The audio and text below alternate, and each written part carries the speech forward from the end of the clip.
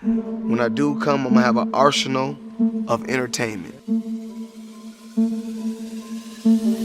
Okay, you ain't gonna do nothing, so I can get close to what I want. However you want it, that's how I'm gonna give it to you. I'm giving it to you just like you want it. I don't know who you beat, I don't know who you lost to. Easy work. Easy work.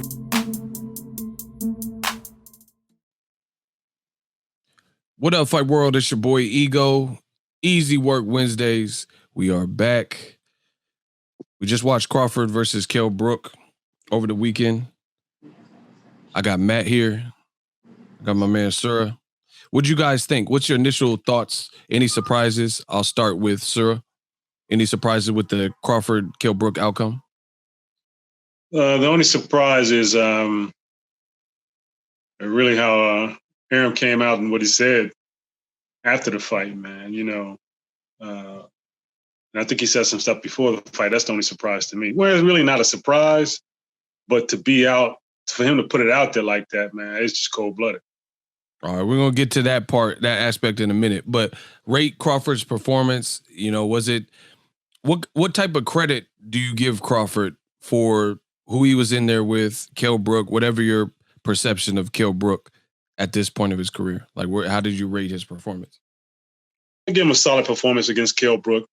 We don't know how bad Kell Brook was damaged with his two fights with Triple G and Spence, but it was a good fight. Kell came he looked like he was ready to fight. He won the first few rounds, and then Bud cooked him.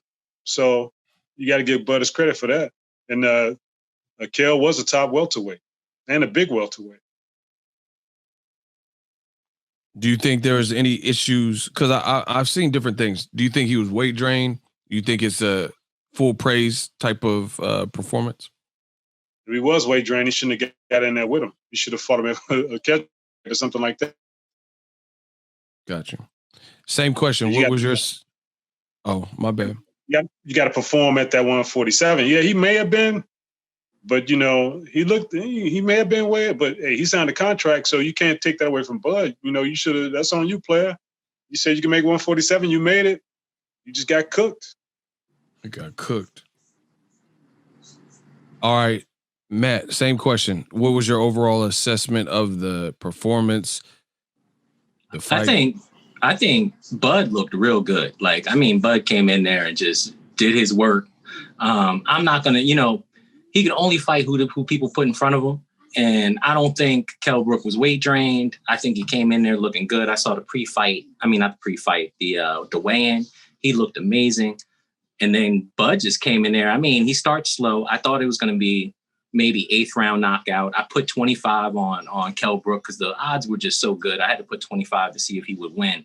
But I also put $10 as a backup with Crawford winning the 8th round. Overall, I mean, Bud just looked and nobody was beating Bud that day. Facts. Like, no one was beating Bud. What about Errol? The only thing that struck me about the entire event was I only saw the last 2 cards, and it looked like there was some bullshit that was about to go on. Pardon my language, but I thought this card was set up for some bullshit. You know, Bob wanted that dude Maloney to win, and he didn't win. And then I was expecting that it went to the decision, Bud was going to lose that fight, but Bud didn't take it to the cards. He went in there and beat dude up in the 4th round. I watched it again yesterday, and it looked even more brutal than the first day I saw it. So I'm like, yo, Bud needs to get on and get some real fights. And it's not up to him. It's up to Bob, obviously. He just needs to get those real fights so we can see him fight somebody that's going to at least try to put in some work. But nobody was beating Bud on Saturday. I'll tell you that. What about Errol right Spence? How good Bud looked? It's a 50-50 fight, but I put the money on Bud. Yeah. Ricky Williams, what up? What up, Jay Stacks? What up, God? Peace to the gods. How y'all doing? Peace to the gods. Peace. So we just started. What's good? Jay Stacks, what up? So we just started. Yeah, we heard you. We just started where we just got in the conversation of Crawford. So I'm gonna go, from top to bottom. Ricky Williams, what is your overall assessment? How do you rate Bud off of that Kell Brook performance? What's your overall takeaways from that fight? Bud did what he's supposed to do. as far as this spectacular talk, I don't want to hear that, man. Why? I don't. Bud caught this dude straight in the eye with a power jab, and he folded. He folded, right? It's hard for me to believe that Bud is something super special when this dude took shots from a middleweight in Gennady Golovkin and then went the full fight with Errol and then get hit in the eye once. And now Errol is Godzilla. Nah, bro, his eyes fucked up. You mean Crawford is Godzilla? Yeah, that Crawford is Godzilla. Nah. Kell Brook, he exactly what we was hoping that he wasn't, which was done, right? He's done. His eyes are done, right? I'm not gonna I give Bud credit for doing what he's got to do, but this putting him over everybody in the welterweight division off this fight, stop, bro. You can't. And it's the crazy thing, right? If I could, elaborate a little bit about this, right? They want to say when Errol fought Kell Brook and his eye was broke, it wasn't nothing because he had just had his eye smoked by Gennady Golovkin. Nobody wanted to give Errol credit. Hey, no, Max. Right? Max. So now this bull, both of his eyes is fucked up. He had a broken cheek. It's later in his career, and Bud's hits him with one shot directly in his eye. And now Bud's the greatest thing of all time. Negative. Negative Ghost Rider. He did what he's supposed to do. It's a good point. Sir said that's a good point. Ricky Williams, he came in starting to cook. I see what you're saying. I mean, because that's the same thing with like Floyd Mayweather beat Ricky Hatton when he was undefeated, stopped him. And then afterward, Pacquiao beat him sooner. And Pacquiao kind of built a career off of fighting Floyd's leftovers. And because he stopped him sooner, he's supposed to be better. You see what I'm saying? Oh, he knocked out Hatton in 2. It took Floyd 7 rounds or whatever it was. He beat De La Hoya, easy work, and then Floyd. But there's differences. That's why I don't like triangle theories, because like you look at Mayweather, he fought De La Hoya at the true, 154 as a smaller dude. Pacquiao jumped up 2 weight classes for De La Hoya, but De La Hoya had been cooked by Bernard Hopkins' body shot, and he came back down to 47, and he looked tapped on the scales and stuff. So, you gotta look at the minute differences. Even like I love Devin Haney. He's from the Bay just like me, but he fought Gamboa directly off the Tank loss, so plus Tank stopped him and dropped him a couple of times. So each fight is its own. What was that you were saying, Ricky? Yeah, this the top ranked formula, guys. Like I said, the only reason we gave Kell Brook hope is because we were hoping that he wasn't a shot fighter. We were hoping that he wasn't a shot fighter. Guys, I got a surprise for you. He's a shot fighter. Does anyone believe that Kell Brook should continue his career? No. Anybody? Retirement or keep fighting? What? I mean, I can't tell a man to put the gloves up. Kell Brook is done. Fight as long as he wants. Like, I mean, at the end of the day, I agree. He was shot. But for me, Bud put on a performance he needed to do, and he did it. So I'm going to give him that credit. So I would say that. But whether he's shot or not, he should fight as long as he wants to, right? We've seen this plenty of times where fighters kept fighting and kept losing. Look at Evander Holyfield. People told him to put the gloves up a long time ago, but he kept fighting. So I'm not going to tell the dude that he got to put them up. I get what you're saying. I get what you're saying, and we're not taking anything. Jay Stacks, you coming in a little bit. Crawford hot.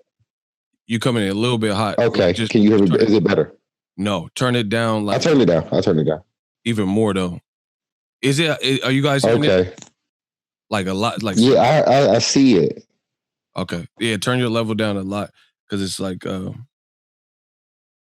the halfway or whatever. It's like Busta Rhymes coming on. Yeah, it's like real hot. So whatever level, if you're on 10, turn it to 4, 3, whatever. Is it better? Is it better now? Oh, it still sounds crazy.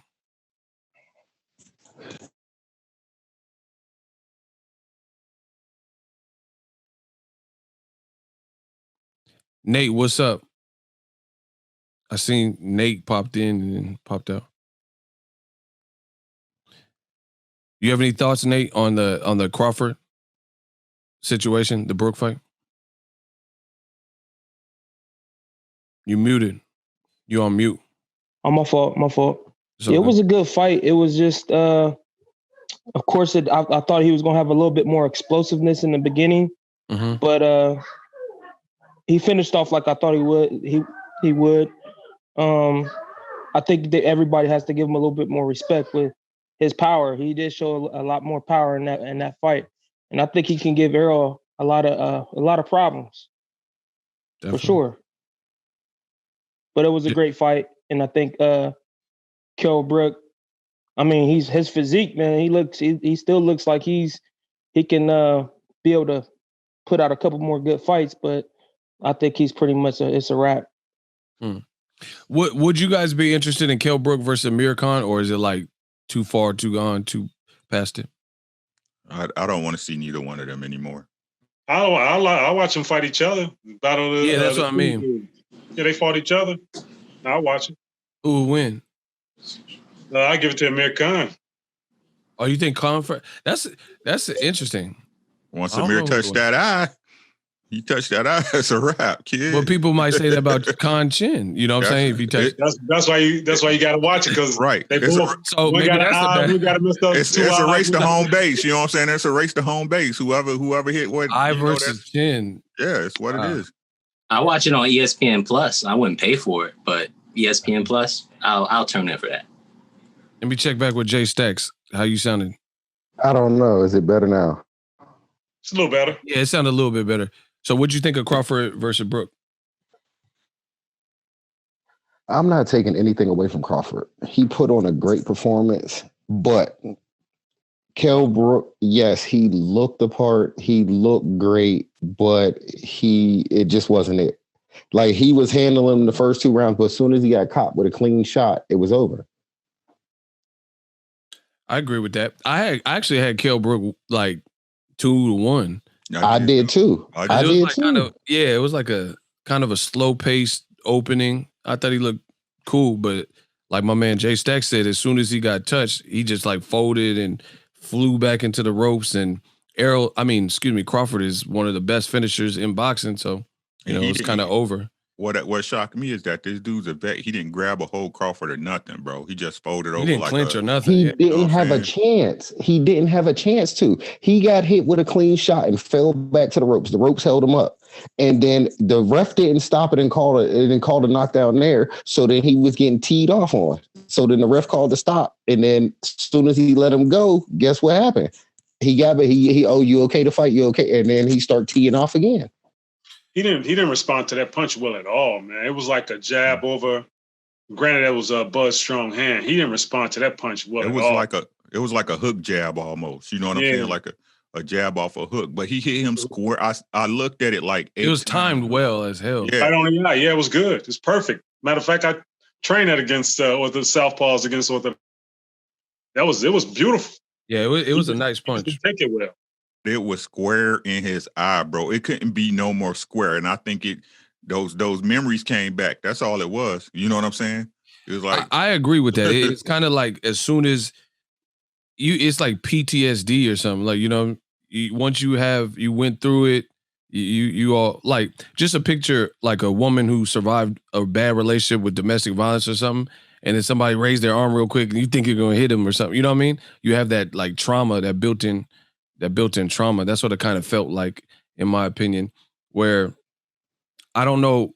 The thing that sucks for Kell Brook, I don't know if you could really shake that, especially as you get older and stuff like that, how you build your confidence back at the elite level. Because if you notice, when he was fighting guys like Rabchenko, and he didn't necessarily look like that. He didn't look good in the Michael Zarafa fight, but ultimately, I think I can't tell a fighter when to quit, but it's not looking promising. Because where does he go? At 147, Errol already stopped you. Crawford ran through you in 4 rounds. What top level guy is he beat? Plus, to make the weight is going to be probably a challenge. Yep. And at 54, he's really going to get cooked. Yep. Jermell Charlo, Hur's big as hell. Rosario's big as hell. Your eyes, are not really holding up. So I don't really know where he goes. Edeslandi Lara, that's a bad style matchup. Like who's he going to beat from the top name guys at 47 or 54? You just going to be fighting bigger guys that are elite like Jermell. You know what I mean? He can always start another business. Kell Brook's special chocolate brownies. All right, bro. I think you like Bushwick Bill now. My eye. Right. Everybody gonna be aiming for that eye, bro. You bro, know the perfect punch. He knocked drool out. You see that? Can y'all see that? Yeah. Wow. Like he knocked saliva out the man. I think Matt was jumping in. Matt, you had something to say? Was that Matt? I heard somebody.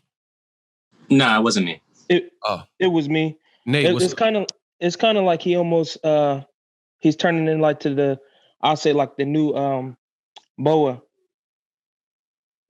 with Kell Brook. That's my opinion. He's kind of, maybe he'll be like a, you know, up and comer fights. a gatekeeper. Yeah. Terence Crawford, Errol Spence. You know, obviously, as long as these guys keep winning, the conversation is going to be open. People are going to still be talking about that fight.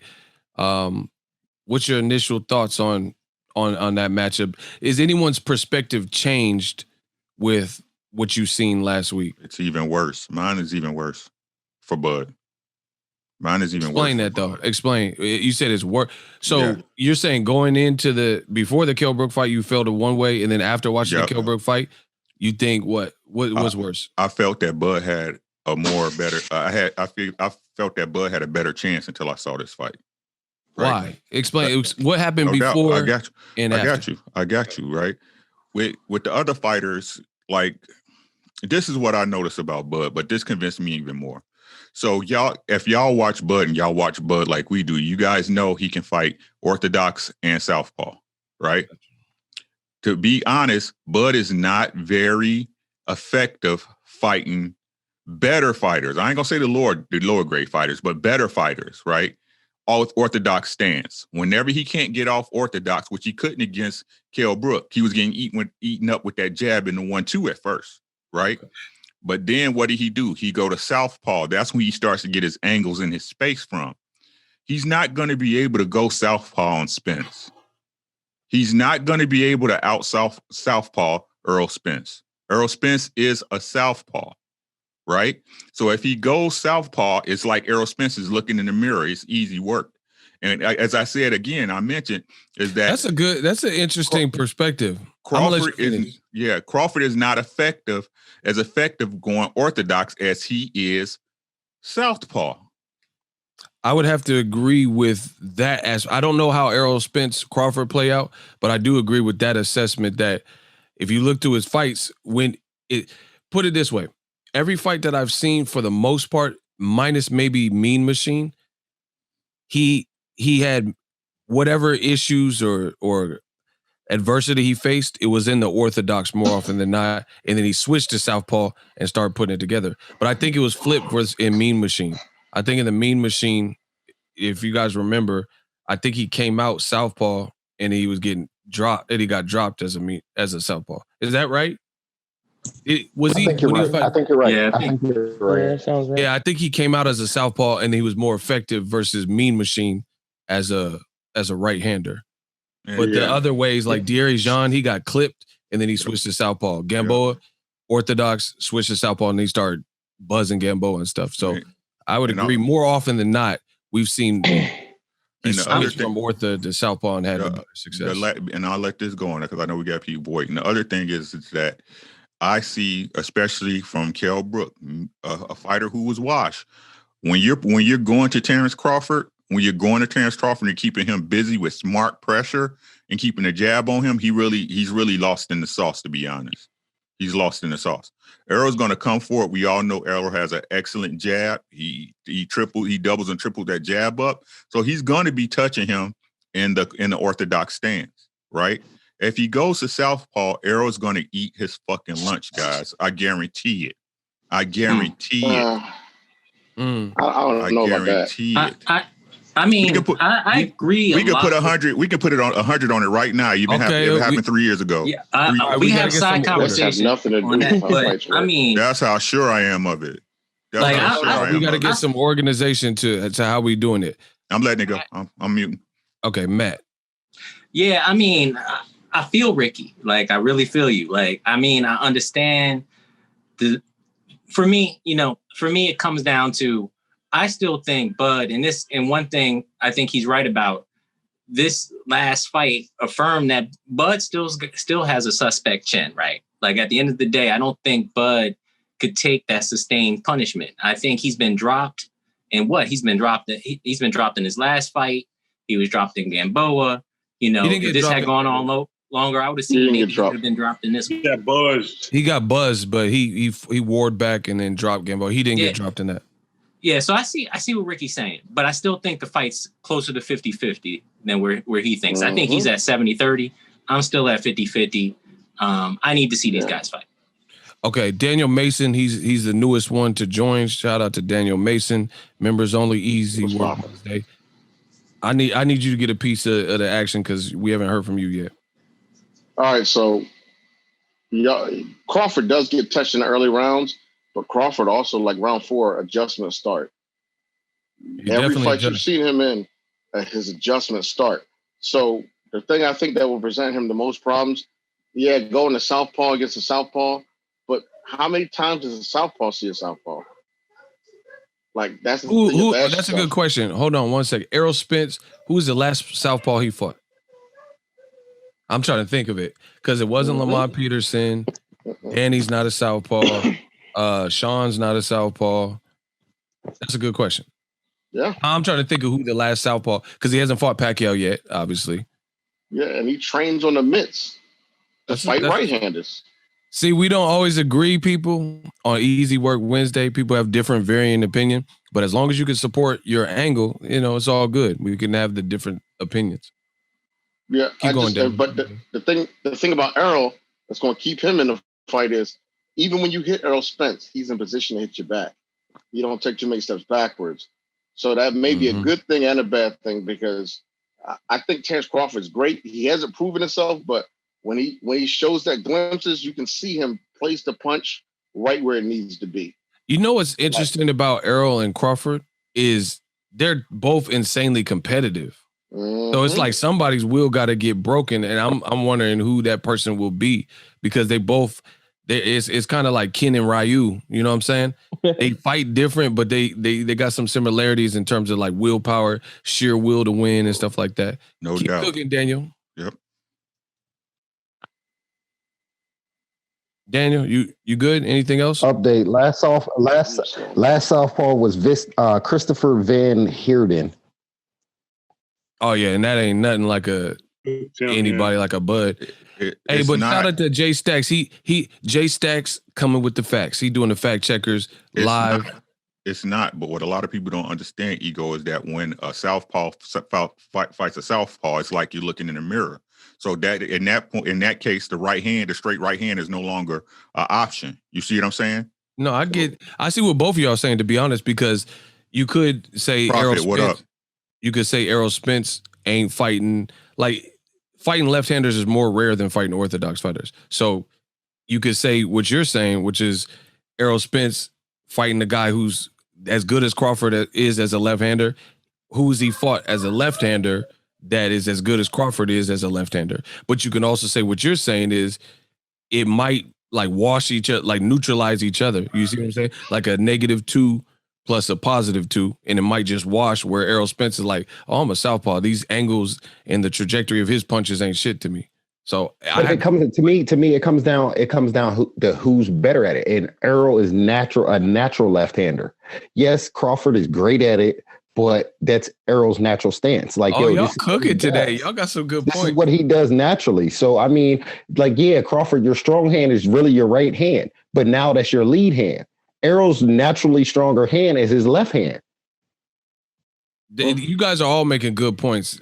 I don't know personally who will win between Crawford and Spence. I really don't. And another thing, when was the last southpaw Bud fought? That's another good question. I don't know. What was Mean Machine? He was orthodox. Okay. Shout out to Prophet from Be More. He representing the city, Baltimore Ravens. He's a fan, he's a boxing fan, but he's also a fan of another southpaw, Gervonta Tank Davis, who looked great versus Leo Santa Cruz. So I want to get his take, because he studied the game, and one of his top fighters is a southpaw. So what's your thoughts on the Errol Spence Prophet, Errol Spence Bud? So you have Jay Stacks is basically saying you have a faux southpaw versus a naturally bigger and born southpaw. What's your thoughts? It's an interesting dynamic, really, because Bud switches. So, to his credit, he does practice against both and using both stances against both. So, think about it, like somebody who's studying both is going to know the dynamics of both more because he can do both and he can take advantage of both, both styles. And he can also, has to defend both styles in both positions. So, I mean, I have to see it, what I'm saying? Like you always say, let's see it because, what I'm saying? It could be an advantage for Bud being that he knows both styles. And it could be a disadvantage that, what I'm saying, one has mastered one style. What I'm saying? So it could go both ways. My biggest thing with the Bud and Errol fight will be just, and I don't want to get into the Bud as a small south, welterweight and all that, but he just doesn't, he looks more lanky than Errol does.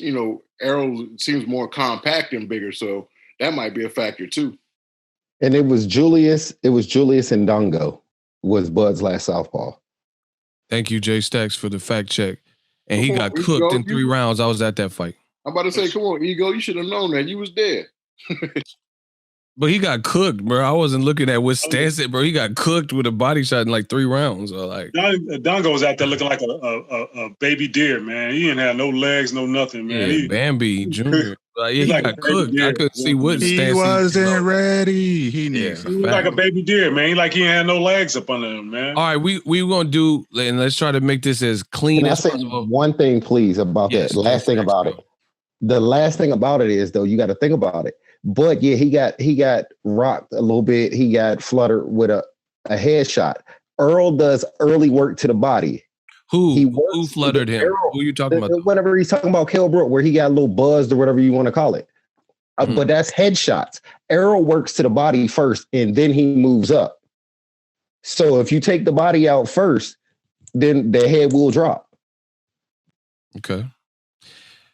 Let's do the speed round.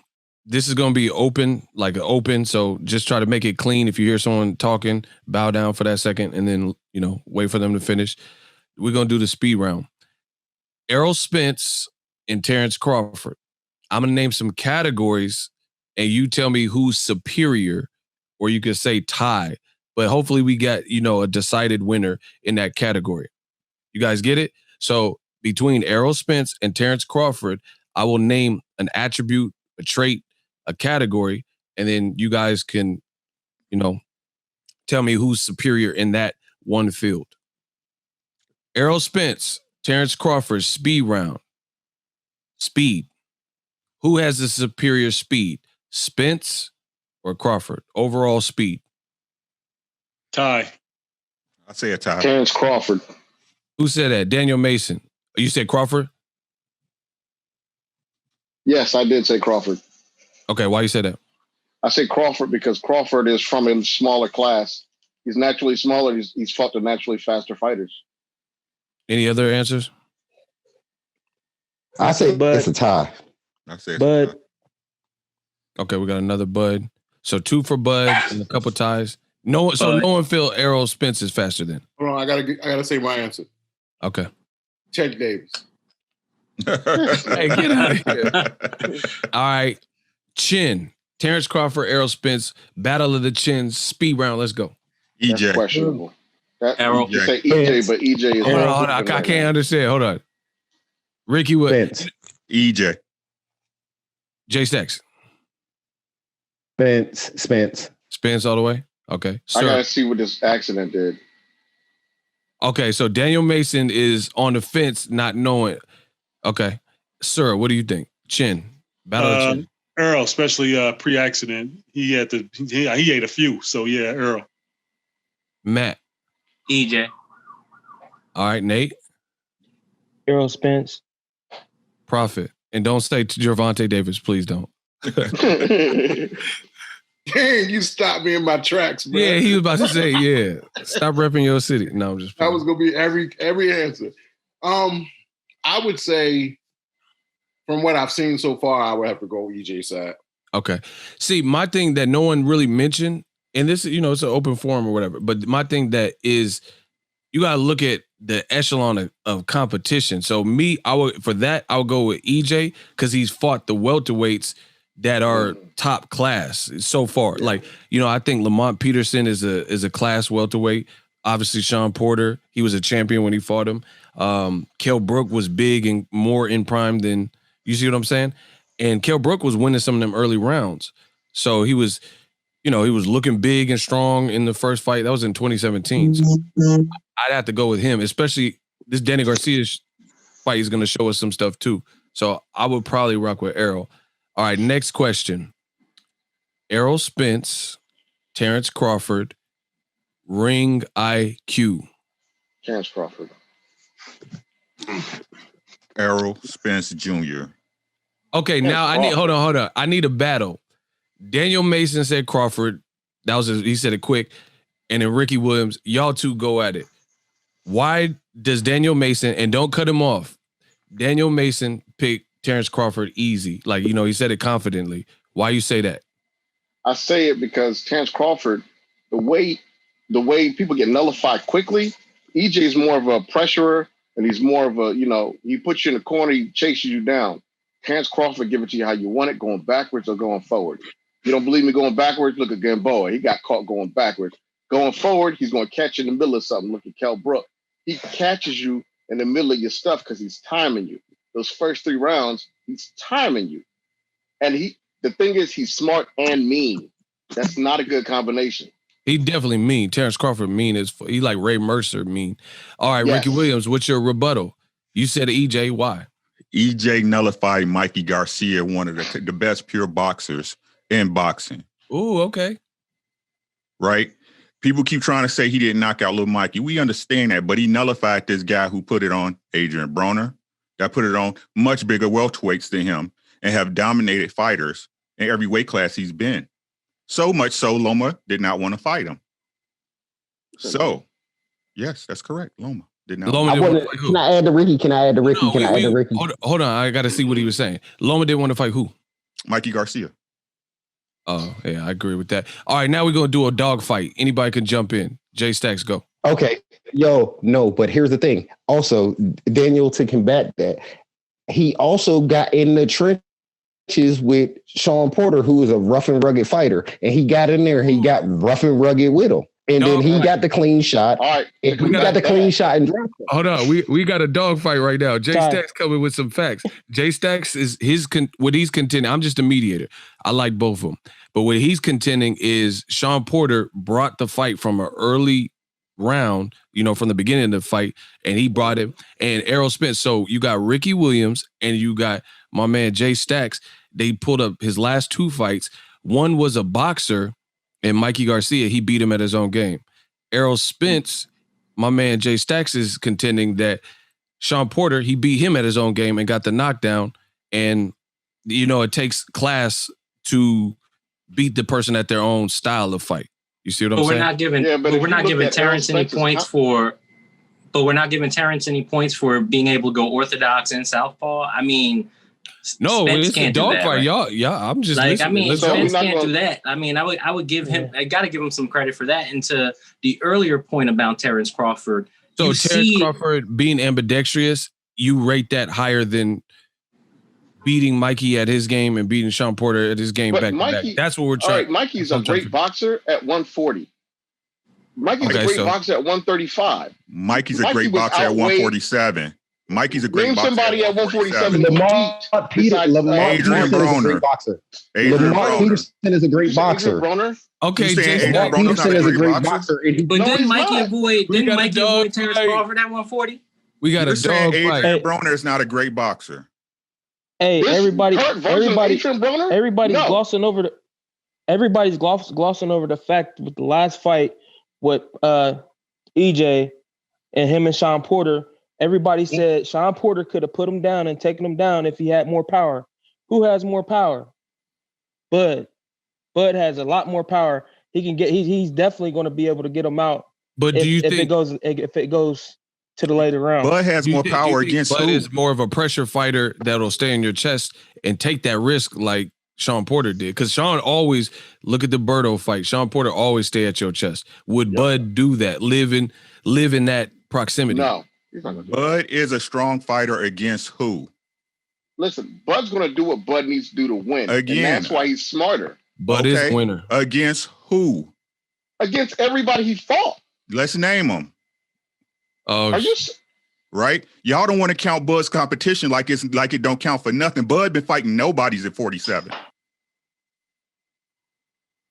I'm sorry. Respect the fighters. All right, respect. We can only count what we see on screen. We can't count. I'm sorry he's not at PBC.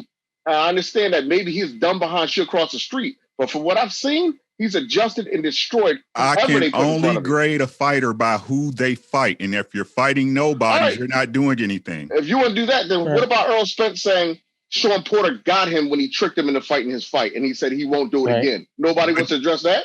But Sean Porter is a better fighter than everybody. That's not IQ. You got tricked. Sean is better than every fighter that Crawford has faced at 147, and Errol still beat him. Does anyone disagree? Use that as an example of IQ, and I just showed you. Daniel. It could have been easily handled if Terence Crawford would have fought Sean Porter instead of fighting Kell Brook, but he didn't because they're friends. No, you're acting like Top Rank has nothing to do with this. Let me step in on this. Why didn't he fight him then? Why didn't he fight him? Because he's Top Rank. Okay, everybody go on mute except for Prophet. We got to clean this. I'm trying to hear these points because I think I can shut this down. So, the argument of IQ is a little subjective because it's going to depend on what you're looking at. Yes, Bud gets points for being ambidextrous. His defense is good, which means he's judging the fighters and all that good stuff as well. Mm-hmm. But Errol Spence, because I think we're a little bit confusing IQ with ability. Because Errol Spence shows he does have IQ by being able to box Mikey. Like I, in my heart, believe he went in there and didn't plan on trying to knock Mikey out. He wanted to, outbox the boxer. And I also think that's the same thing he did with Sean Porter.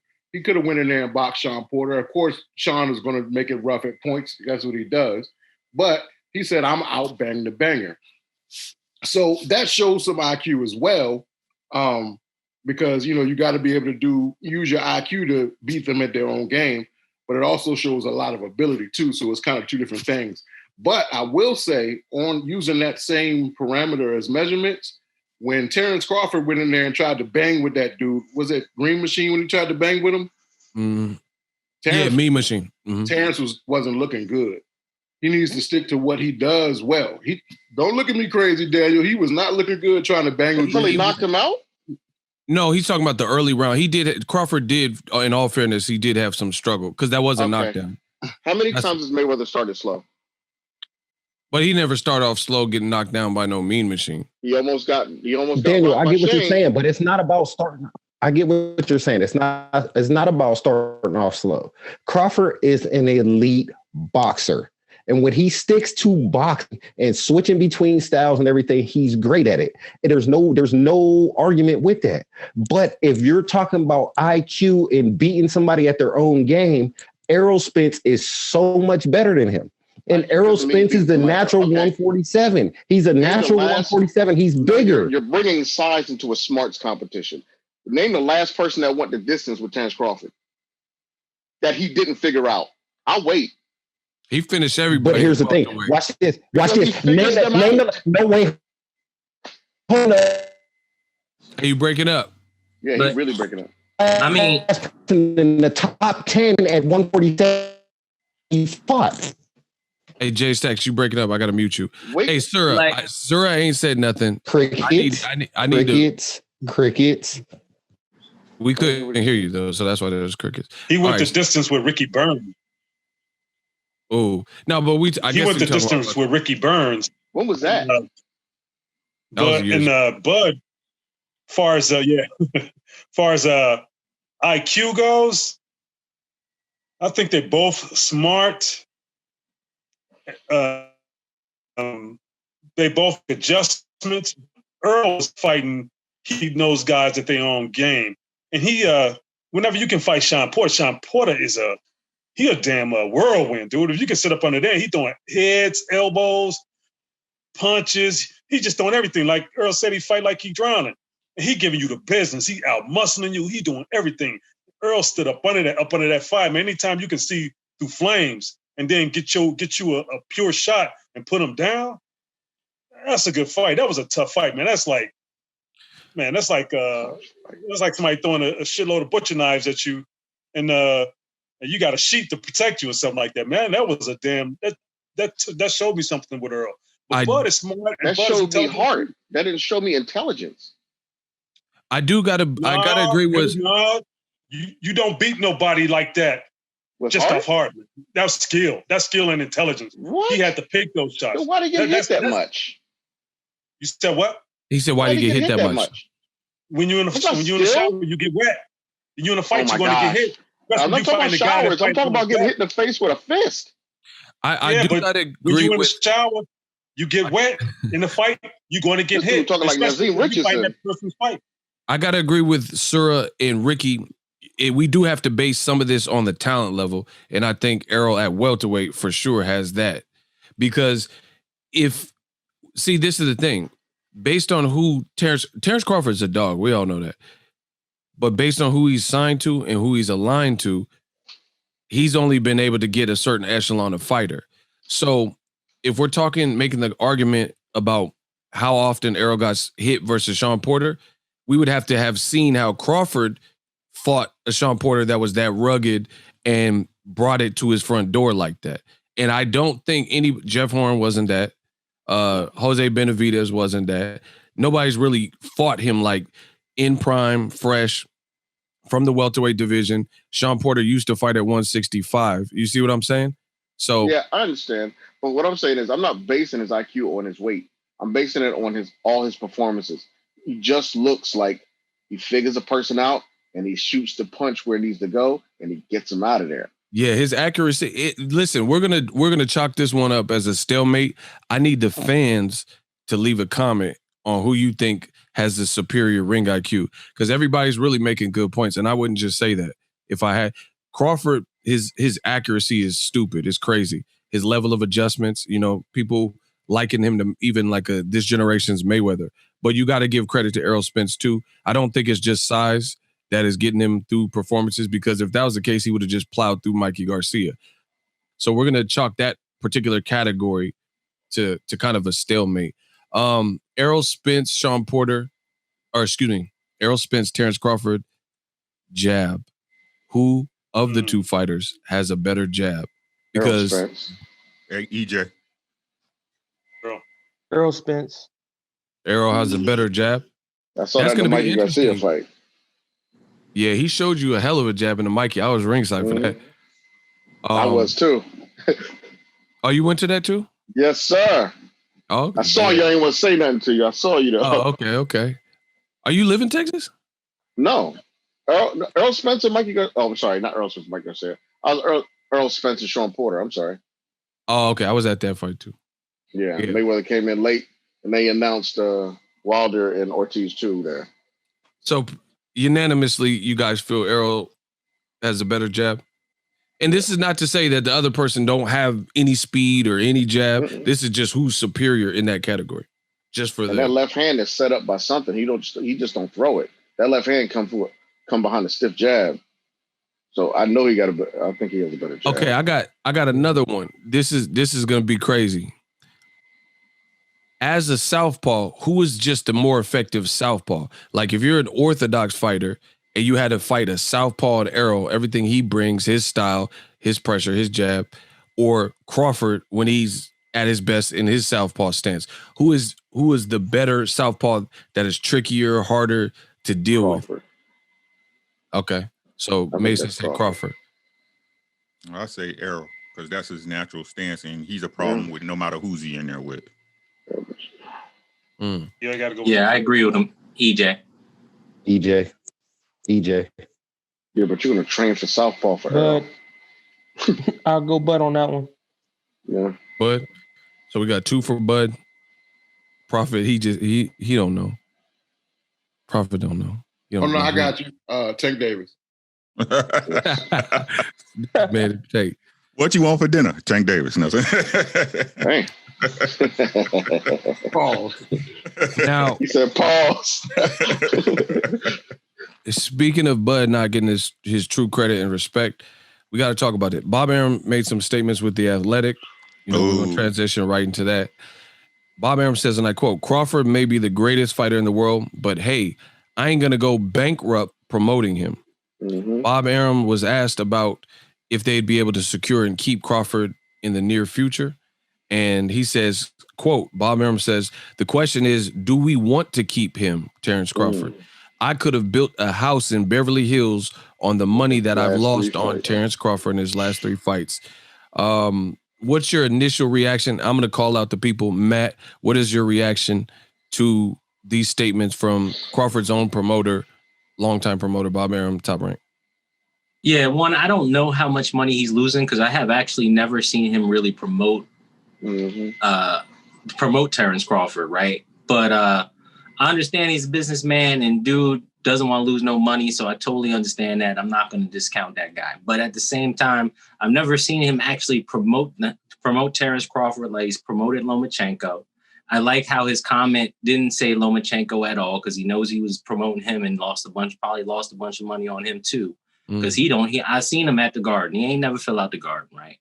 So for me, I don't know what money he's spending, but if he wants the fighter to promote themselves. So what's his purpose? Like, he's the promoter. He's supposed to do this stuff, right? So like, at the end of the day, you're the promoter, but you're like, yo, why aren't they promoting themselves? And I'm like, dude, that's your job. That's what's in your title. And that's what I have on that one. I agree with you. You know, if it says promoted by Top Rank, I mean, that's your job to promote him. His job is to stay healthy, stay injury free, keep his body drug free. So to say that, I thought that was out of pocket. You know, he's really just got to condition it, just live like an athlete, you know, put no poison in his body, stuff like that. And, you know, I thought it was cold-blooded. But moving along, Ricky Williams, what are your thoughts on those comments? Did we think it would be any different? This is Bob Arum we talking about. Meaning, go. Let me explain. Bud re-signed with this dude, right? That's why I keep trying to tell people I'll put all the onus on Bud, y'all. I'll put all the onus on Bud. I'm not saying Bob Arum's not a snake. We all know he's a snake. Everybody knows he's a snake. We all know he's a snake. So I said it like this when I was talking before, that I don't know if y'all recall this. So us on the inside, Big Ego, Nuke, Prophet, D. Mason, Nate, Surah, we all on the outside looking into a glass house, and we all know how Bob Arum do business. Can we not agree on that? That's fair. Right? Right? So I don't knock Bud initially signing with Top Rank. Everybody got to eat. You got to eat. He got kids to feed. He got a baby mama he got to take care of. But when it was time for you to re-up, you wasn't supposed to re-up with Top Rank, dog. You wasn't supposed to do that, dog. If you wanted real smoke at welterweight, you go to PBC. That's where the Sharks is at. Right? So now we looking at Bob funny when Bob why y'all surprised? That's what Bob does. He has an NBF. Floyd Mayweather been telling us for a decade, Bob ain't shit. Get away from him as soon as you can, as soon as possible. Manny lead his dude. He stayed with him way too long. We know that. And as soon as Manny leave, he make probably as much money as he made in his next 2 fights. Let me put this out there. So my thing is, you know, the promoter is supposed to be promoting the fights and make themselves money, right?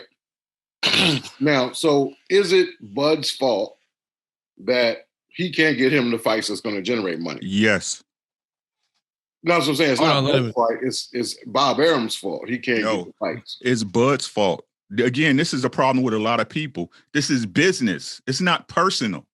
So if Bud was looking out for his career the way he's supposed to, he should know off bat, because we know and we're not in boxing. I'm not in boxing. I'm not a boxer promoter, rep, street team, nothing. We know Top Rank is bad for black fighters, and he still signed with them.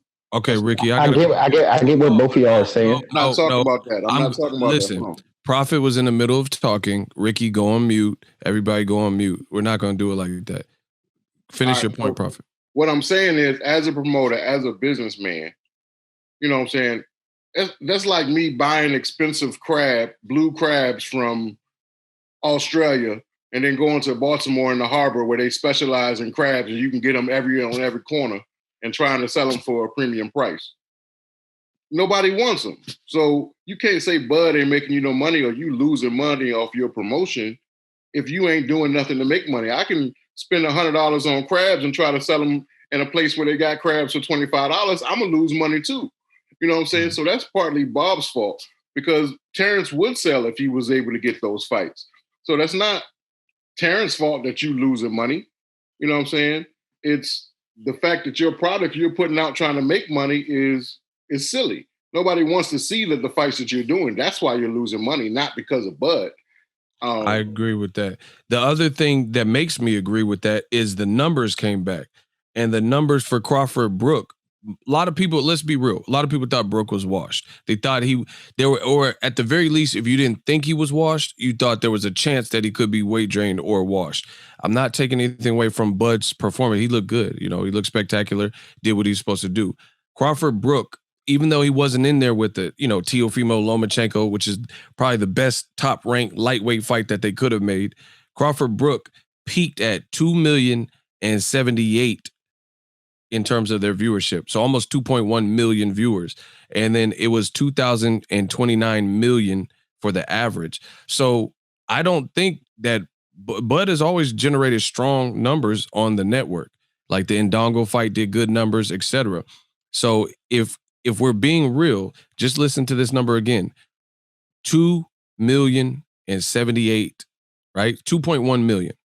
Lomachenko and Teofimo, who Bob Arum doesn't have a problem with their style of promoting because he didn't attack them and throw them on the bus like he did Bud, their fight did 2.7, 2.8 million. So, and that was the maximum lightweight fight that they could have put out. So Bud's numbers aren't really that bad considering, they're both on free. And the difference is Top Rank actually in ESPN, they actually promoted Lomachenko and Teofimo. They put it on ESPN Plus. It was on ESPN Deportes. It was on regular ESPN. Their flyer looked dope. They didn't really promote Crawford-Brook. I don't know if they think he's leaving or whatever, but they didn't really promote it good. They didn't even announce the fight until like 2-3 weeks before the fight. Surah, I got to get my man Surah so we can keep going. What did you think about the statements from Arum? This cold-blooded, man. Bud is your best fighter, hands down. Better than Tyson Fury? Bud is arguably the best fighter, pound for pound.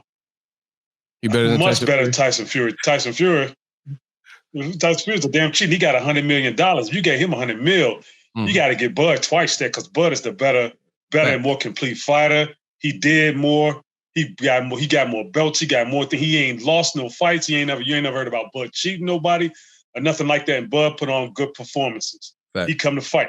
He a man's man. He's a fighter's fight. I got to give him that. I can't take that away from him. For Daniel him to Mason. say that stuff, if my internet is working correctly. Keep going, sir.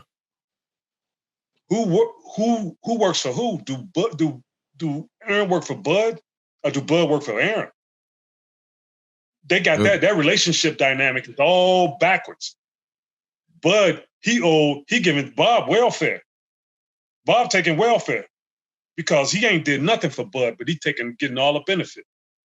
He ain't did nothing for Bud. If he taking 30% of Bud clip and Bud doing all the work and you ain't doing nothing for him, he really robbing Bud, man.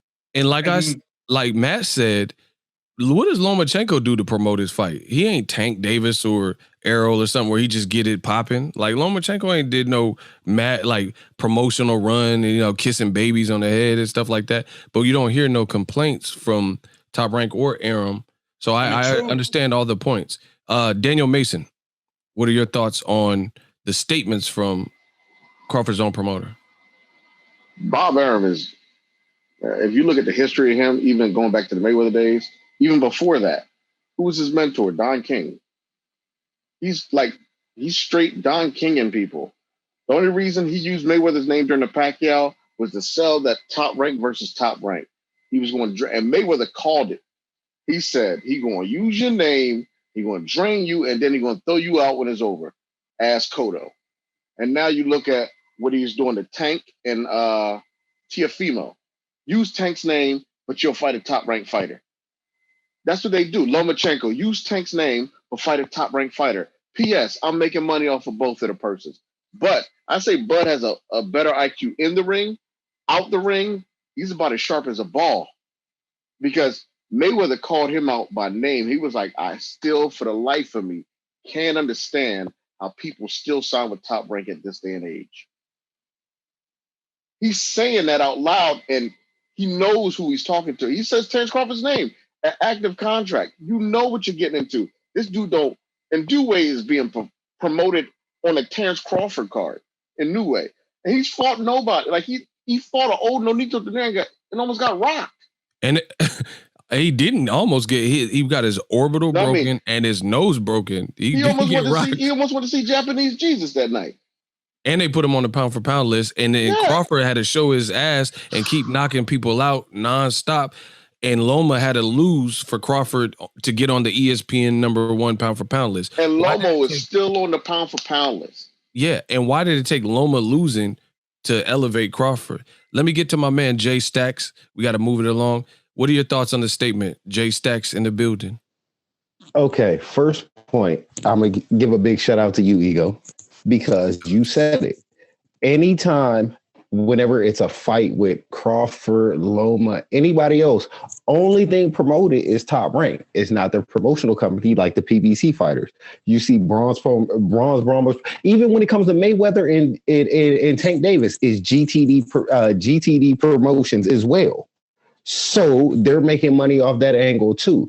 And you can't say that you can't get them to fight because you also have Fury, where you facilitated Fury Wilder too. So how the fuck does he got to promote more when you promoted that fight? You promoted Loma Teofimo. So how are you putting it back on the fighter now? Is it because he's black and he don't talk like everybody else? He let his fist talk for him? Like, it doesn't make. Nate, you got any add-ons? Yes, sir. Thoughts? So, Ego, you shouts out to you on this because you talk about this a lot and just through various things. As far as I'll tap in on the business side of it. You always talk about doing things to upgrade the channel or make yourself better, or to grow. Bob, it's like you have all this money. He knew what it took to get there. You know you're going to have to put some more money back in that pot. You have one of the most, you have like this era's Sugar Ray Leonard, or, you know what I'm saying? Or to me, you have to take that and grow that. You have to keep putting water on that seed instead of just trying to, I don't want him to get so big and he's going to Mayweather me. That's why I feel like with Bob, he's so old school. He cuts himself off all the time. He messes himself up. And it's like, he doesn't want anybody else. It's like, I'm a boss. I know other people in here are bosses. You shouldn't be afraid of somebody else coming in and being able to eat too. It should be like, hey, you know what? If he outgrows me, it's whatever. But right now, I'm his boss. But, one day he might surpass me and become his own boss. And I should want him to do that instead of saying, hey, you know what? I don't want him to, I want to be his, pretty much as other people say, master or his slave master or whatever. And it's like, it really looks that way. It really looks that way. When you say things like that, it's hard to, defend anybody with the racial thing. It's like, you can't defend that. It's what he's saying. It looks bad. And I agree, back to what Prophet said. I think it's not about Bud can't sell, because he did $2 million with somebody that wasn't any of our first choices at welterweight. Like Jay Stack said, he said the Sean Porter fight would have been great. You know what I mean? So if fights like that are made, I think Bob Arum, just like Nate just said, I think Bob Arum is old school, and sometimes he goes about it being cheap, frugal. Like, I ain't giving Danny Garcia no da-da-da-da. Or Keith Thurman, they said he wants $10 million. They laughed him out the office. But Keith Thurman versus Terence Crawford is a more sellable fight than anybody Crawford has fought at welterweight on Top Rank, in my opinion. I mean, would Ricky Williams, do you agree with that statement? Would you name a fight that Top Rank has facilitated for Bud that's better than Keith Thurman, even coming off of the loss to Pacquiao versus Bud? And like, guys, and that's my whole point. I agree with what y'all saying, but none, right? That's the whole question with Bud, right? It's not that I don't think Bud. I think Bud could possibly be the greatest fighter, but he's not fighting competition to show me that, right? So, like I said, everybody know how Bob was going to do him. We knew how Bob was going to do him. Floyd knew how Bob was going to do him. He was supposed to, just like Wilder said, you need to bet on yourself. He was supposed to bet on himself, right? So, like I said, the first time we can't blame Crawford, because like I said, we got to eat. You got to get your foot in the door. Sometimes we got to eat a shit sandwich to get what we got to get, right? But after you did business with this man, and so he wasn't going to, and he showed you he wasn't going to promote you the correct way, you were supposed to grow your wings and fly, young grasshopper, fly. Right? Like Mark Wahlberg said on The Other Guys, I'm a peacock. You got to let me fly, Kevin. You know what I'm saying? Now, not this guy. He, like, I don't appreciate it because I look at it like I'm a man before I'm anything. With money, your job, what you do with your family, you a man before you anything. You got to have honor, you got to have morals, and you got to stand on your square, right? You ain't going to tell me why you sticking your hands in my pockets, right? Oh, I don't give a fuck about you, right? In front of my mama and my baby mama and my family, right? This is what's Bob is G-checking him. That's what people don't understand. Bob is G-checking him, right? So Bud's moves in the next month or so gonna let us know really where his head is at. Facts. And we've seen this play from Bob Top Rank in terms of anytime a fighter leaves, they automatically get put on the shit list. Mikey Garcia leaves, then he said, oh, Lomachenko would trash Mikey. Mikey ain't all that. Or, Mikey do. Andy Ruiz leave. He said, Andy Ruiz, I don't see how he beat Joshua. He really not that good. He's not a power puncher. Boom, boom, boom. Floyd leave, all out verbal assault on Floyd. Cotto leave, he get mad. De La Hoya leave, he get mad. So I want to use my channel to empower the fighters to step up and listen to what the fans are saying and Eagles Army and stuff like that, and just make a sensible choice. Because when you make your bed, you got to lie in it. You make your bed, you got to lie in it. Don't, like, I think Ricky Williams said the point. Don't want to be the best and want to fulfill your legacy, and then you're crying when you can't get the names that you want, but you knew from the beginning that none of those names that you want are aligned with the promoter that you have. And your promoter can't facilitate it, like Prophet was saying. So if you know that may be the case, I'm starting to look at it like a lot of clout chasing in boxing and really ducking, because if you want to play with all these kids in the playground, but you have the option to go to school A and school B, school A has all the kids that you want to play with, the cool kids or whatever, and then you go to the school district B, not because you have to, because you're, your zip code or whatever, you have to go to this school, but like my man Ricky Williams said, you had an option with the extension in Crawford's case, and you still go to the wrong school, then how badly do you want? You can't be complacent. Like Floyd said in that video I posted. Can I expound upon what you're saying? Hold on 1 second. Floyd said in that video, he said, you got to take chances in life and you got to roll the dice. Jay Stacks was good. Like, you keep saying that. You keep saying it, and it is perfectly true. It is the truth on everything. But here's also the rebuttal to that. You can't say that Bob cannot make these fights happen because you've seen Bob team up with the PBC whenever Wilder fought Fury the second time. But he doesn't want to. He doesn't want to risk losing his money with a fighter that's of that quality. Like, yo, he knew Fury was going to cheat. That's why he didn't mind. Like, yo, that's why he didn't mind. Like, okay, he's going to cheat. He cheated the first fight. We got him for the second fight. He's going to cheat again. So guess what? We're okay with it. But you've made fights with him. But that's the thing about it. You also said that they say PBC, I can't think of the name. Al Heyman is the cancer of boxing, but all the people that's under Al Heyman as an advisor, they're all have their own promotional companies, so they're making more money. So they're like, yo, yeah, we talk about Errol today. Errol got in a car accident, and Errol's getting back in there with one of the best. And he's making good money. He had money. And like, yo, you seen what Daryl James said. If he didn't come back to boxing, I was still happy. And Errol would have still been good because we're making money over here. Everybody's making money. Everybody in the PBC is making money because 90% of them have their own promotional companies. So they're promoting themselves. So they're getting a cut of that too. They're just paying advisory fees. And I got a question for everybody on the panel. Errol Spence got in a car accident, like Jay Stacks is saying, a violent, bad car accident. We all know this story. And he's fighting Danny Garcia. Where you rate Danny Garcia as a welterweight?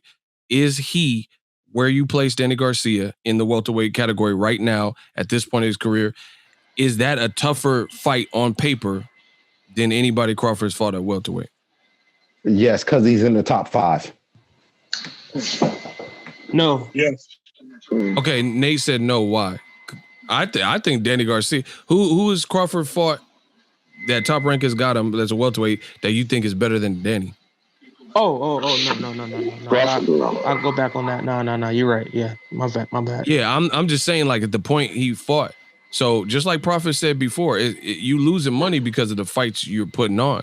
Like Tank Davis fought Leo Santa Cruz in Texas with a small crowd. You have a Hispanic and Mexican, black, white population. The fight did well, from what we could see, the fight did well. So if you have a British fighter who may be on his last leg with no crowd in Vegas, and people have doubts about if he can, if he's injury free or if he can make weight safely, then you're going to lose money. So, back to the statement from Bob Arum, I just thought the statement was wrong. You said it, cancer of boxing. But all his people are making money and the best are fighting the best. There is a gauntlet going on the PBC. And there's always been, it doesn't matter what weight class it is, there's a gauntlet. Everything is set up for the next fight. That is absolutely true. So that my thing is this. In my honest opinion, we got to hold the fighters accountable for the decisions they make, including business decisions. Because again, if I'm in the mall and I'm hungry, and on this side, the east side of the mall, they have a food court, and I walk in the other direction, how hungry could I really be? There might not be any restaurants over there. But over there, I know if I go there, there's a food court with different flavors. You can get hot dogs, you can get some stir fry, Philly cheesesteak, whatever. If you hungry, walk towards the food court. So that's what I think people have always been trying to tell Terence Crawford, at least explore that. You hungry? PBC is looking like the food court for your division. You see what I'm saying? So but he also hold the J Stacks. You gotta stop. You gotta stop cutting me off. You gotta stop that. If you're hungry and the food court's that way, it makes no sense to turn around and go the other direction where you don't know. Maybe there's a Cinnabon, maybe there's a McDonald's. We don't really know. Do you guys think that Terence Crawford will stay with Bob Arum? Let's go. No. Do you think he buys himself out or what? I hope he buys himself out. And I apologize for cutting you off. But no, it's cool. I just got to get my thoughts. I apologize. But he signed the Top Rank before Tyson Fury signed the Top Rank, and he's seen they made that happen. So he probably signed the extension, figuring that you already worked with PBC before, you can work with them again. Do you guys think Top Rank and ESPN collectively have put more interest in making Terence Crawford the it dude than Tyson Fury or Lomachenko? Not at all. Not at all. Okay, I agree with everybody. Yeah. I think Lomachenko and Tyson Fury have got far. And see, this is the thing that's upsetting about that is like my man Sura just said, he's representing Chicago. Sura just told you, Crawford is the best thing you got. He is the most skilled, ready. There's no knock on Teofimo or the other guys. He's the most ready-made person. He could be the pound for pound number one. He might beat Errol. We don't know. But he doesn't have like failed drug tests like Tyson Fury, the Cook glove gate 1 and 2. He doesn't have all these controversies. He's a family man. He's a good dude. And you tell him he got to promote better. But you're not telling Tyson Fury to clean up his act. And why you have so much controversy? Why you got this pig farmer, Martin Carefoot, saying these stories about you? Nick Asbury, Wilder. Why'd you fail the drug test? You're not saying that. You're not saying like Lomachenko, you know, you coming with the shoulder excuses. Why didn't you pull out the fight, postpone the fight, boom, boom, boom? Why didn't you do that? You know, we're not hearing that. We're just hearing Crawford being thrown under the bus. And he's the best thing. To me, he's the most ready-made skill fighter that they have. Ready for the moment. Like Teofimo, I like Teofimo. He's been a little bit wild with some of his comments recently, but I like what he's doing. He ain't entered that Crawford zone yet. The Lomachenko fight, he did a good thing. I picked him to win, but he ain't blowing dudes out. Like, that was his most elite competition. He ain't doing what Crawford's doing to anybody Crawford's fighting. Every Crawford fight looks the same. Whether he was supposed to win or not, he's showing mad separation. He's showing like, you ain't on my level. He's not having off nights. He's not having off nights on the scale. He's just destroying anything in his way. So you got to give him credit. That's a skill in itself, because people have off nights. You know, Crawford ain't had no off night. So I think Crawford is being highly disrespected. Y'all could jump in. All right, I got two things. Daniel Mason, go. Two things. Number one, it shows you where Bob Arum's head is for promoting. He don't care about having the best fighter. All he care about is pushing a figure in front of you, somebody that looks light-skinned. Because he said, yeah, he's the best fighter in the world, but so what? Should we re-sign him? And number two, for real, PBC is the one that got Tyson Fury popping from the first Wilder fight. Oh, facts. And that's facts. And they did what they do. They came in and coattailed it. And Bob Arum inserted himself into there, and he had nothing to do with the promotion. He had nothing to do with anything but the money. That's a Bob Arum move. That's all facts. Like, yeah, I don't see how the top rank sticks around. I think they're the next people to go. Okay, Nate. Yo, Ego, I know you can relate to this because I know you a big movie watcher as well as me, and you like gangster movies and stuff too. But Bob Arum's like a Paulie Castellano. He's old school. He's out of touch with what's going on. You know what I'm saying? He doesn't know what's going on. And whatchamacallit, Bud is like Gotti. He got to make a Gotti move. He got to make a boss move. You got to get him out the paint. If you really want to be a boss and take it to the next level and have these good fights while you're in your prime, this is your time. Your time is now. You got to make a move now. That's it. And I think that goes back to what Ricky Williams and myself were kind of saying. This is business. It ain't nothing personal. It's always business. And Crawford if he wants what he says he wants, Errol, Spence fights and Daddy, I feel like we have to enter that era of boxing. And if everything you want is over upon yonder, then you got to at least explore going over there. You see what I'm saying? Like, how you sign to somebody just to call out everybody with another promotion. Do you see what I'm saying? And we're seeing that a lot. Like, you know, Ryan Garcia, he's like, oh, I want to fight Tank. He talk about Tank more than anybody on DAZN. Anybody on DAZN, you talking about fighting Tank more than that. You see what I'm saying? So it's like, maybe you should look at getting to that side. But Ryan Garcia, same thing. He just signed an extension when he had that riff with Oscar, and now you stuck. You know, you stuck for a little bit longer, got to buy yourself out. You just made it harder than just serving your contract and then seeing what options are open. So the fighters got to empower themselves to just be business-minded and weigh their options. You got to go, like, if you're a drug addict, where do you go? To a trap house, a crack house, the city or the section of the city where that might be. You know what I'm saying? You don't go to the nicest area of the city expecting drugs necessarily. You know what I'm saying? So you gotta be where the action's at. That's my whole point. Yeah, Ego, if I could just jump in. I think if you think about it, right, like Bob's almost 90 years old. This is just Bob's last hurrah. This is just what he does. I don't expect Bob to take risks at this point in Bob's career, right? Bob's like, I'm getting my family wealth together. I'm not trying to lose no money. I don't even know if he's got kids. I don't know if people in his family are in boxing. He's just in here doing his thing, making as much as he wants to at this point. Like, so Bob's just not in that place where he's ready to risk no money on nobody, right? He's not trying to be up and coming, making Top Rank the best place in boxing.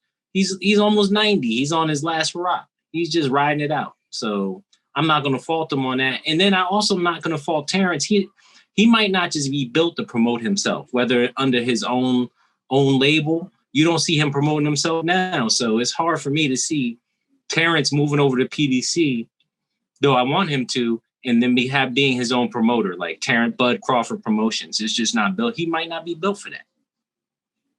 I want to say something. I want to say, unpopular opinion. All of y'all are wrong about Bob Arum. Bob Arum got fuck you money and acts like it. And on top of that, he's an evil genius. He don't care what nobody say about him because he got that FU money. And he's got these dudes brainwashed and can do what he want and is making the most money off of it.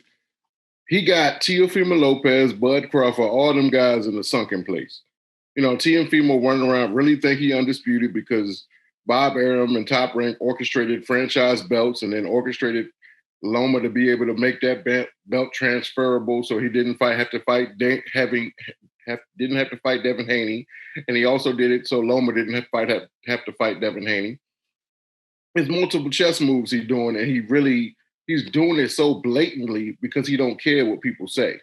Like the fact that he's not making fights for Crawford, the fact that everybody is saying he's not making fights for Crawford, the fact that Crawford re-signed with him and still thinks he's going to be doing it, they just believe what he say.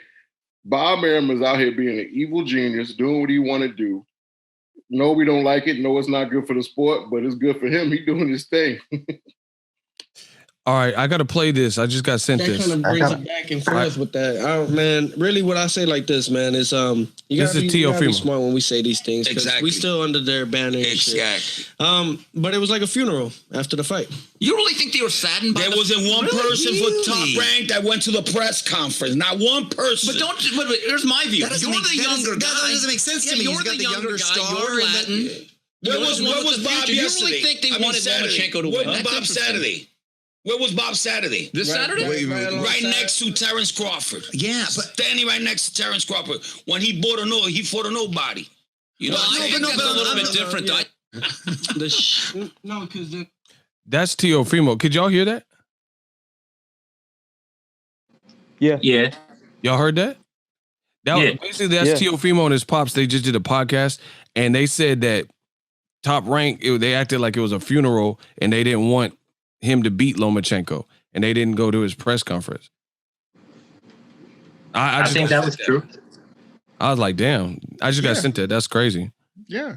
Yeah, I think that was true. I don't think they thought Teofimo was going to beat Lomachenko. They thought he was just going to be another body on Lomachenko's record. Like, I agree with that, because I also think that's why Teofimo, if you remember early in the negotiations, he was saying he was being lowballed. Mm-hmm. So that's why they didn't want to give him that much money, because they thought it was going to be an L, you know what I mean? And that's why they didn't have a rematch clause as well. You know, why we need a rematch clause? Loma going to dog you.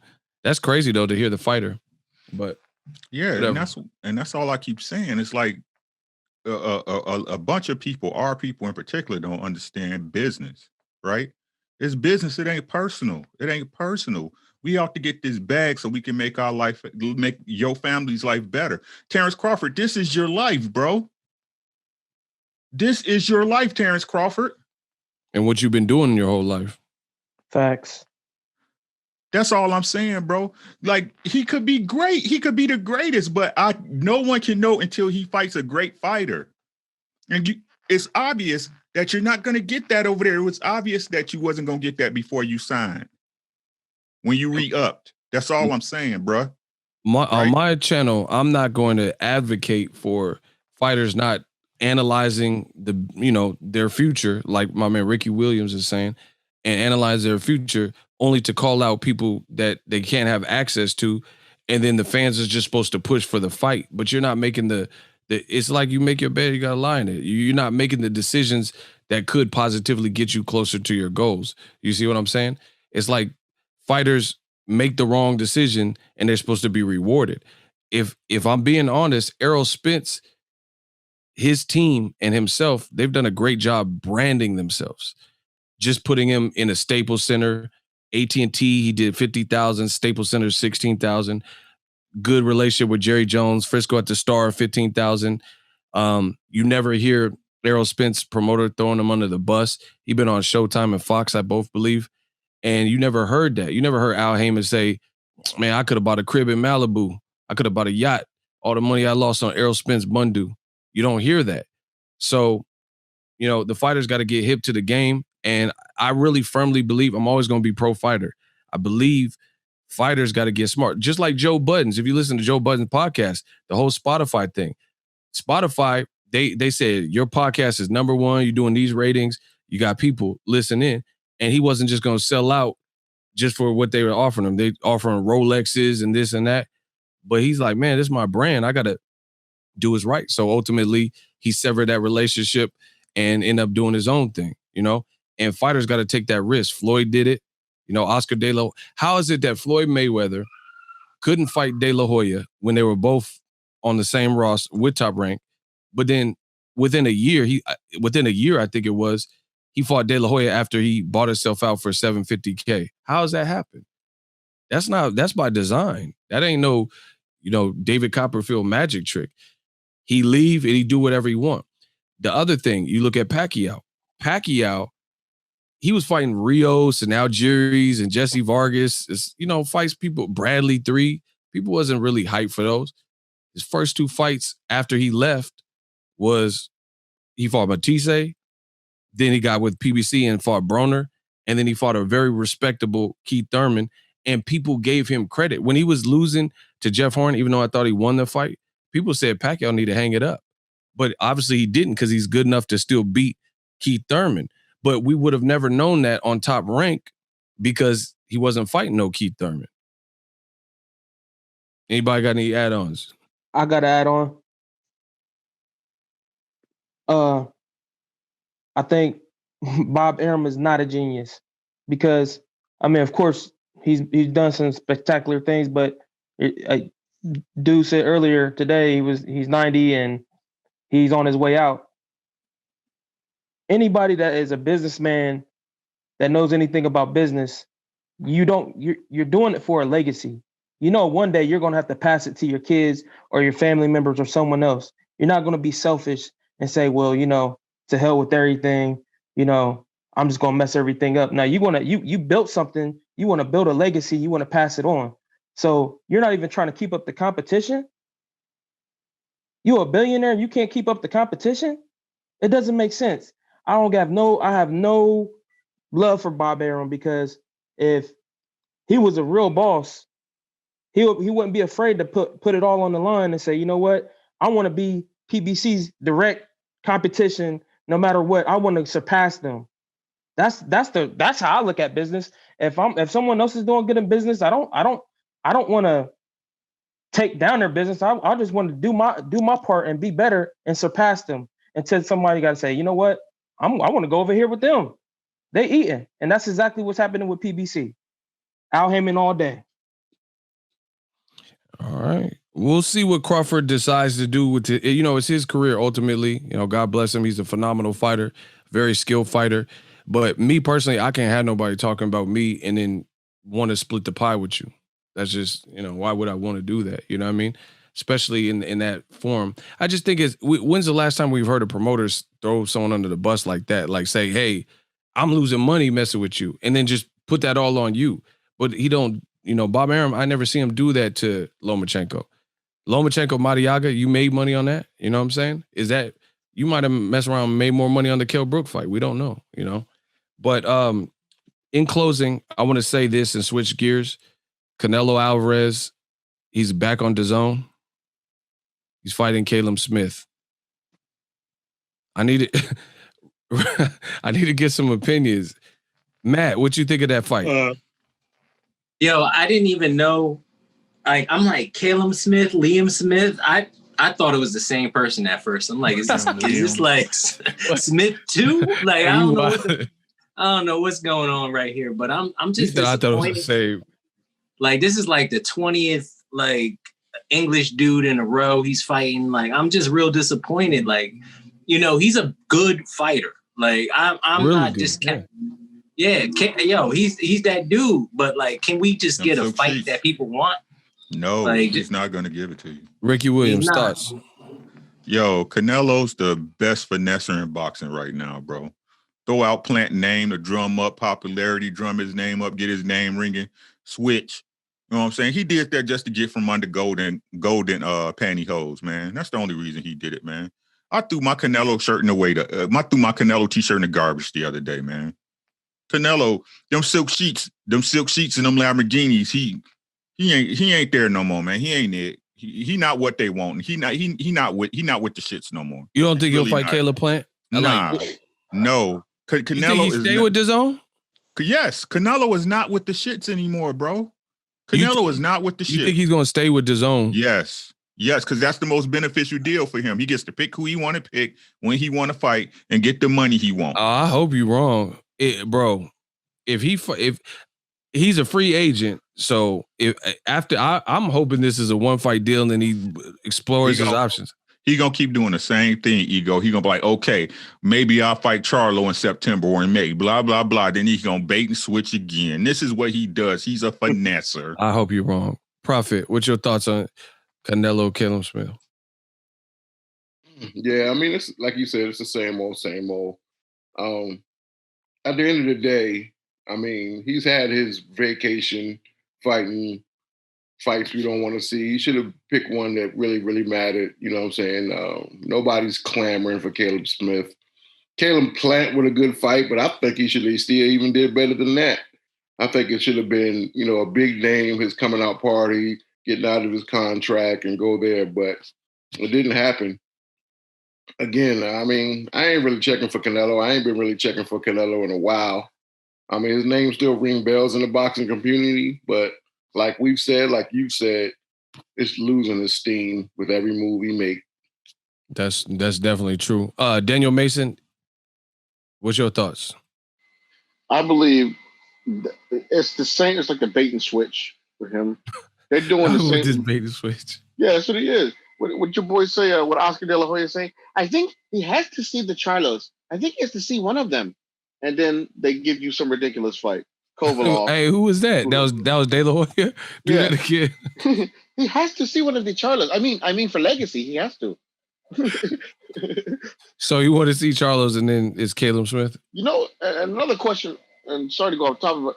How does Canelo stay on the pound for pound, and the Charlos after unifying don't? They don't put the tanks of the world on the pound for pound. No Charlos. I think they have a 2 black fighter minimum. Oh, like media. Like I said, he said the quota. Like I said in the last Zoom meeting, or a couple of Zoom meetings before, I said he turned into a diva, man. He turned to a little. He's comfortable, like my man said. What Marvelous Marvin Hagler say? It's harder to get up when you got them silk sheet and them silk underwear and run them miles. Yeah, it's hard to do that. Canelo looks like he's gonna let his ego get the best of him. He's gonna fight a Charlo. He's gonna get exposed and destroyed. You think he stays with DAZN? Yes, I think he just wanted to cut Golden Boy out of it. I think he wanted to cut Golden Boy out of it. And he's gonna be with Eddie Hearn or a free agent with DAZN? Who's Devin Haney with? Eddie Hearn. Who's Boo Boo Andre with? Eddie Hearn. He knows how to say something. It ain't right, but he knows how to say something. Oh wow. Him and his racist father, but he's comfortable over there. He's kind of like Bud at Top Rank. He's complacent.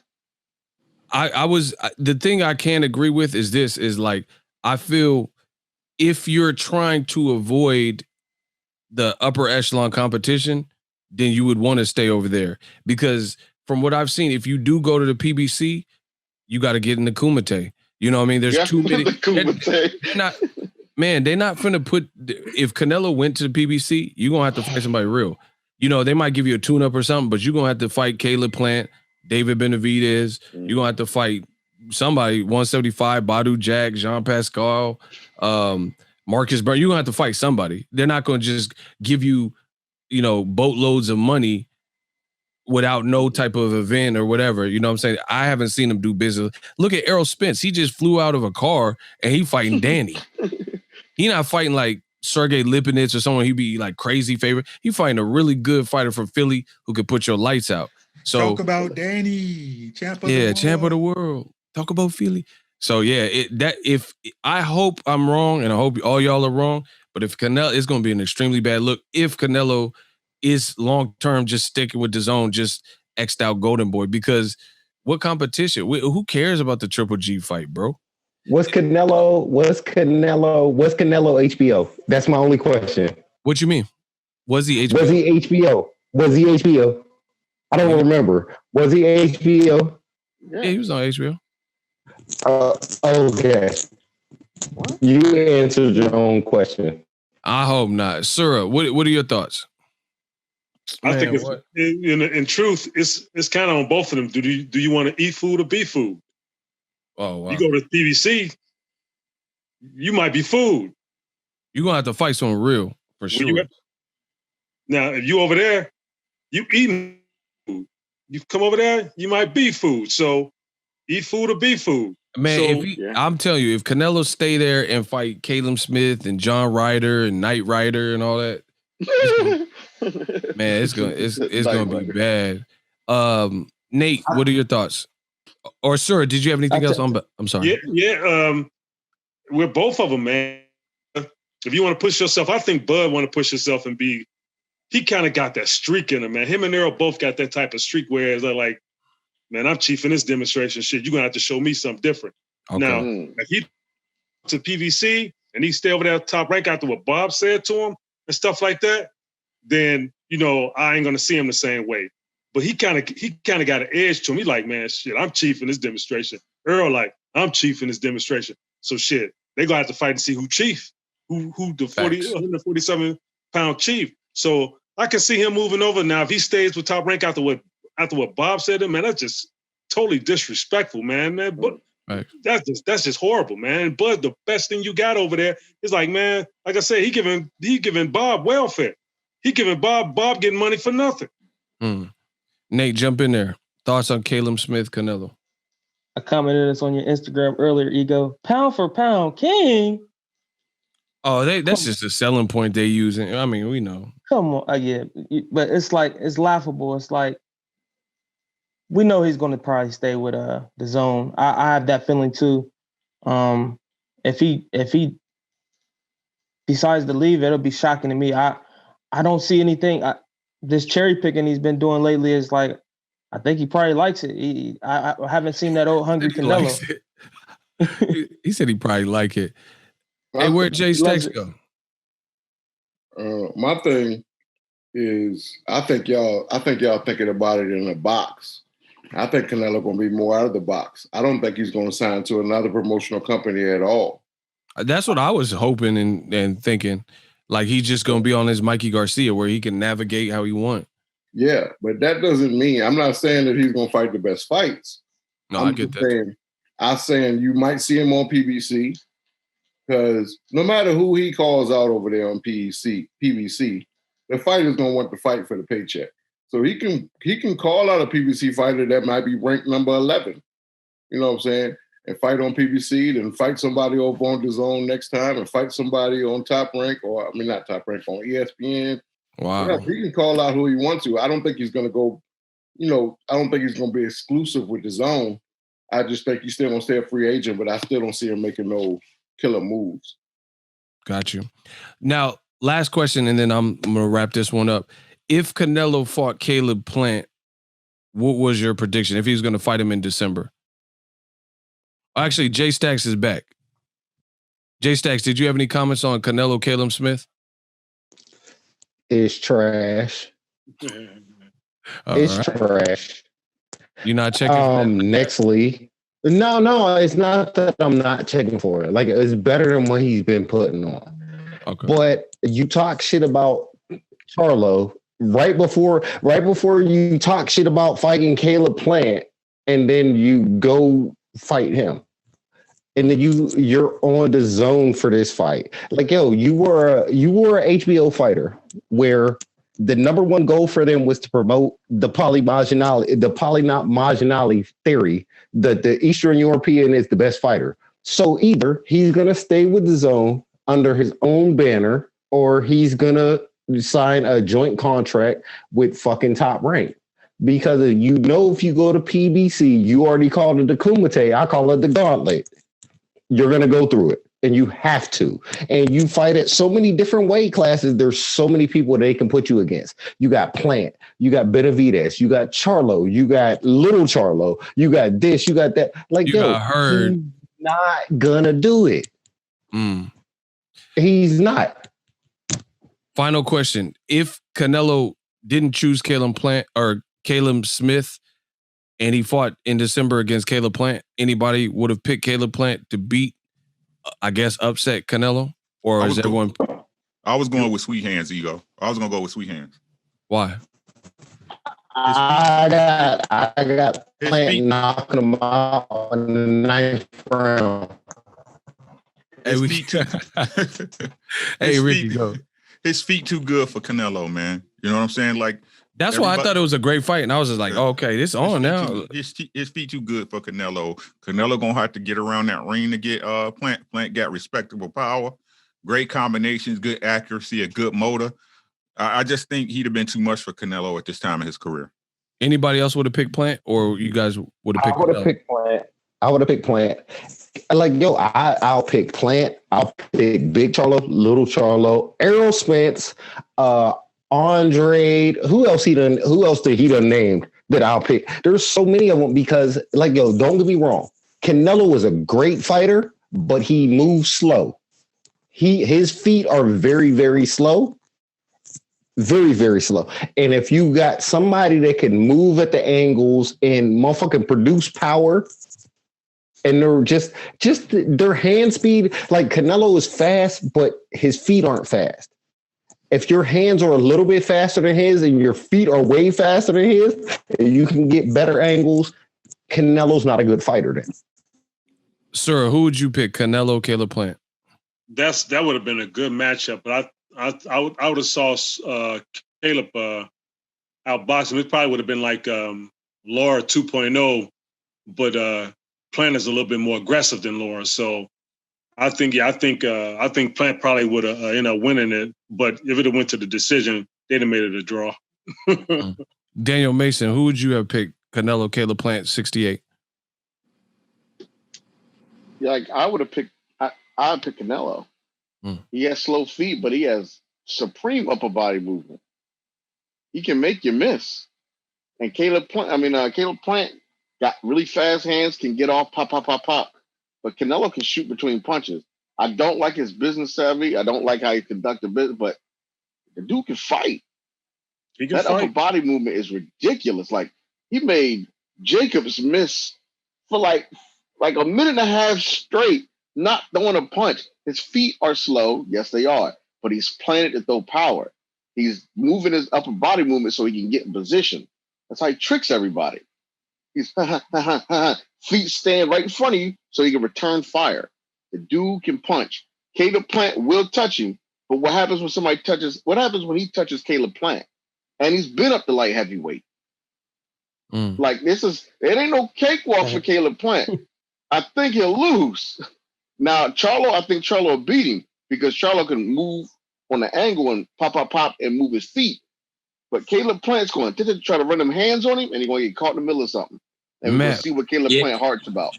Who would you have picked? Yeah, so I think the odds would have been in favor of Canelo, so I'd have definitely picked Caleb Plant in that fight just from the odds perspective. I probably would have also chose, if I wasn't going to bet and I was just thinking, it probably also Canelo. I think one thing that I noticed in probably Caleb's last fight, like he looks like he gets a lot of damage, while it may not actually affect him.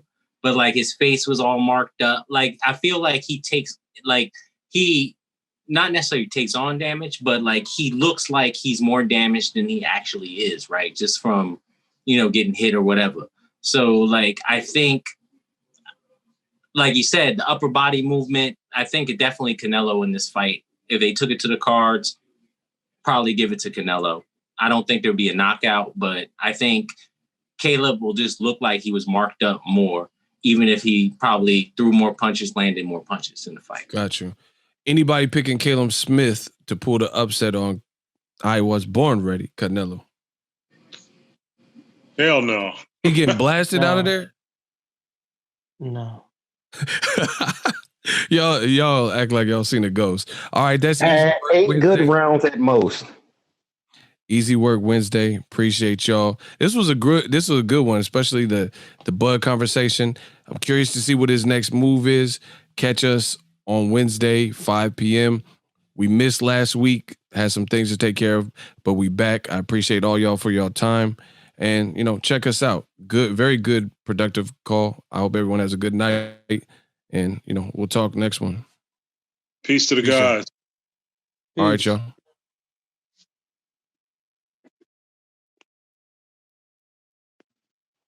So if you enjoyed this video and want more content like this on the channel, you can show your appreciation by going to the PayPal donate button or the YouTube support button, and you can donate any amount that you feel is equivalent to the value of this video. Much more to come. Thank you guys for your support. Boxingego, the future of boxing.